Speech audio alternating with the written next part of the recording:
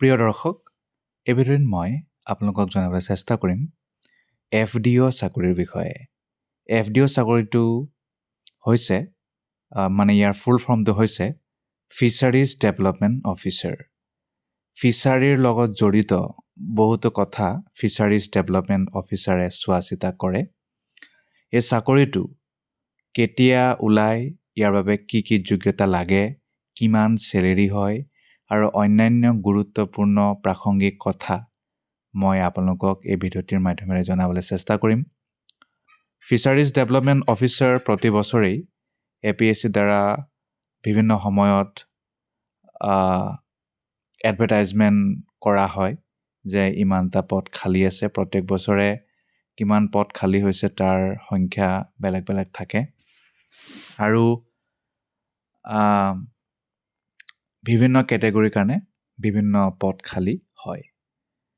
ইয়াৰ বাবে কি কি যোগ্যতা লাগে তাৰ বিষয়ে ক'ম, যাতে আপোনালোকে সাজু হৈ থাকিব পাৰে যে এই কোৰ্চটো কৰাৰ পিছত মই ফিচাৰিজ ডেভেলপমেণ্ট অফিচাৰ চাকৰিৰ কাৰণে প্ৰস্তুতি চলাব পাৰিম। গতিকে বলক আৰম্ভ কৰোঁ। মই ক'লোৱেই যে APSCৰ দ্বাৰা এই পৰীক্ষাটো কণ্ডাক্ট কৰা হয়। প্ৰথমে ৰিটেন টেষ্ট হ'ব, তাৰপিছত ইণ্টাৰভিউ হ'ব, তাৰপিছত আৰু আপোনাৰ ফাইনেল চিলেকশ্যন হ'ব। যদি মই 2025 চনৰ কথা কওঁ, 65টা পদ খালী হৈছিলে। কেতিয়াবা কম, কেতিয়াবা বেছি, তেনেকুৱাকৈ আৰু কমা বহাটো সময়মতে আৰু হৈ থাকে আৰু। এতিয়া মই যাওঁ মূল কথালৈ, চেলেৰি আপোনাৰ 30,000ৰ পৰা আৰম্ভ কৰি 1,10,000 টকা। 30,000ৰ পৰা আৰম্ভ কৰি 1,10,000, গ্ৰেড পে 12,700 টকা আৰু তাৰ বাহিৰে আদাৰ এলাৱেঞ্চেছ পাবই। HRA, DA, মেডিকেল, ইনক্ৰিমেণ্ট ইত্যাদি। ফাৰ্ষ্ট চেলেৰি আপোনাৰ 50,000 প্লাছ হ'ব, প্ৰথম চেলেৰিটো। তাৰপিছতো বাঢ়ি বাঢ়ি গৈয়ে থাকিব।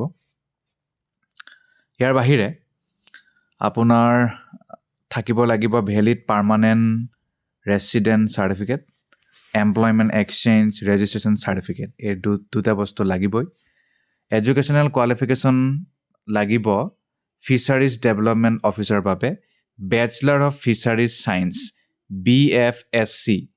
BFSC পঢ়া হ'ব লাগিব আপোনালোকে। আৰু সেইটো আপোনালোকে যিকোনো ৰিকগনাইজ ইনষ্টিটিউশ্যনত পঢ়িব পাৰে। Indian council of agricultural research ICAR, ভাৰতবৰ্ষতো পাৰে, ভাৰতবৰ্ষৰ বহুত ঠাইত পাৰে। যদি মই অসমৰ কথা কওঁ, আমাৰ অসমৰ আছাম এগ্ৰিকালচাৰেল ইউনিভাৰ্চিটিৰ আণ্ডাৰত বহুতো তেনে ৰিকগনাইজ বা এফিলিয়েটেড কলেজ আছে, ইনষ্টিটিউশ্যন আছে। তাত আপোনালোকে বেচেলাৰ অফ ফিচাৰিজ ছায়েন্সেছ পঢ়িব পাৰে। বহুতো নাই, নিৰ্দিষ্ট কেইটামান আছে। গতিকে তাত আপোনালোকে ছিট পালে পঢ়িব পাৰিব। বয়স 21ৰ পৰা 38 বছৰ, কিন্তু ৰিজাৰ্ভ কেটেগৰীসকলক ৰেহাই দিয়ে আৰু তেওঁলোকে ৰেহাই পাব। তাৰ বাহিৰে স্মল ফেমিলি নৰ্মছ মানি চলিব লাগিব। ৰিটেন পৰীক্ষাত ফিচাৰিজ লগত জড়িত প্ৰশ্ন দিব। অসম আৰু ইয়াৰ মানুহ তাৰ লগত জড়িত প্ৰশ্ন পাব। History, politics, current affairs, geography আৰু যিমান যি সাধাৰণতে আমি যাক GK বুলি কওঁ, সেই তাৰ পৰা প্ৰশ্ন পাব। আৰু হয়তো কিছুমান ক্ষেত্ৰত মেথছ আৰু ৰিজনিং থাকিব পাৰে। তাৰ বাহিৰে আপোনাৰ নেক্সট কামটো হ'ব যে ইয়াৰ লগত জড়িত গাইডবুক পায়, সেইবোৰ গাইডবুক পঢ়িব পাৰে যদি এই লাইনলৈ আহিম বুলি ভাবি থৈছে। আৰু এইটোতো 2025 চনত ফেব্ৰুৱাৰী মাহত ওলাইছিল, মাৰ্চ মাহত তেওঁলোকৰ টাইম আউট হৈ গৈছিলে।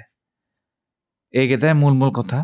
বাকী পৰীক্ষা চেণ্টাৰৰ বিষয়ে অলপমান কৈ দিছোঁ। পৰীক্ষা চেণ্টাৰ সাধাৰণতে প্ৰত্যেক ডিষ্ট্ৰিক্টতে নাথাকে, কিন্তু জ'ন ৱাইজ থাকে। যেনে শিলচৰ, যোৰহাট, নগাঁও, তেজপুৰ, কোকৰাঝাৰ, গুৱাহাটী, ইয়াৰ আণ্ডাৰত বহুতো ডিষ্ট্ৰিক্ট কাভাৰ হৈ থাকে।